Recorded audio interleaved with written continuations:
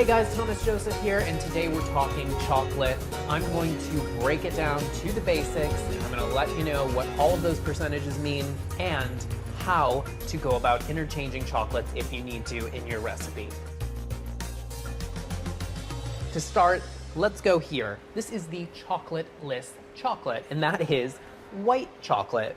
Now, white chocolate is a mixture of cocoa butter that has been deodorized, milk solids, and sugar. So it really has no chocolate particles, no chocolate solids in it. It's really great in cookies and brownies. It's great for confections if you're melting it and coating things. It has a really high amount of sugar in it. So the one thing that you want to be careful with is when you're cooking it, when you're melting it, when it's in a recipe, you want to be mindful that you do not burn white chocolate. So be sensitive to the temperatures at which you heat this. Now, moving down the line here, I have milk chocolate. Now, milk chocolate is probably the most popular chocolate in the United States. And milk chocolate gets its name because it has, of course, milk solids in it. So it's different from dark chocolate in that it includes milk solids, but it has those cocoa solids, it has cocoa butter,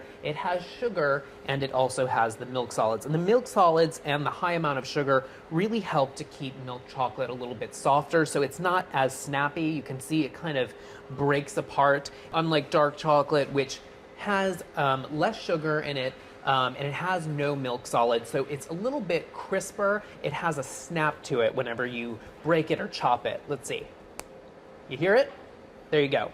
So getting into this category here, dark chocolates, it's kind of an umbrella term, and it covers another very popular chocolate that's used in a lot of baking, whether that's brownies or chocolate chip cookies, and that is semi-sweet chocolate. That falls under the dark chocolate umbrella.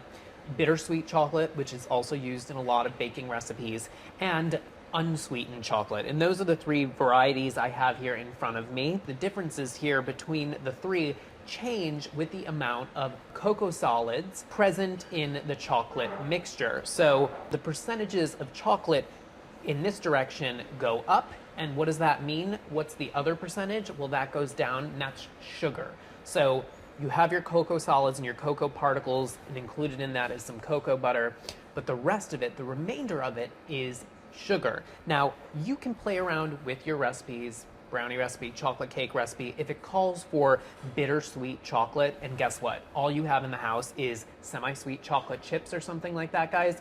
What you can do is you can modify the recipe slightly, pull back on the amount of sugar that you have in your cake or your brownie because you're substituting with a sweeter chocolate. Does that make sense, guys? Also, if your recipe calls for semi-sweet and you only have unsweetened, again, you have to increase the sugar in your recipe. One thing you want to be careful with milk chocolate is that since it has those wonderful milk solids that keep it nice and soft and caramelly almost, and a high amount of sugar, which is delicious to eat, you want to be careful that if you substitute chocolate chips or something like that in your chocolate chip cookies, that you watch the temperature at which you bake things, because too high of a temperature will scorch the chocolate, burn it, and it will create unpleasant bitter flavor notes. So enough about baking. Now for your confections, if you're really serious about your chocolate work, if you want to make wonderful candies, or if you want to coat cakes with a nice glossy, beautiful chocolate, then I would encourage you to experiment and try and find what is called couverture chocolate.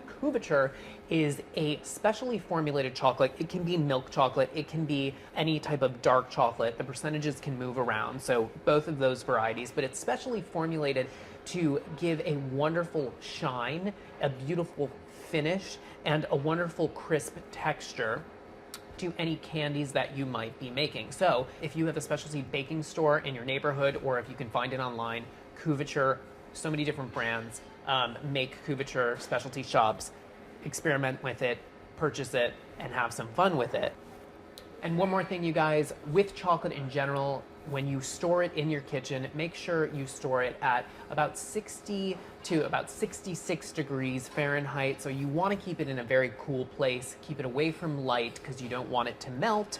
And your chocolate will last for quite a bit of time. If you have it in a resealable plastic bag, that's great as well. So there you go, guys. I hope I've helped you understand chocolate a little bit more. It's encouraged you maybe to purchase a different percentage of chocolate that you might not commonly get.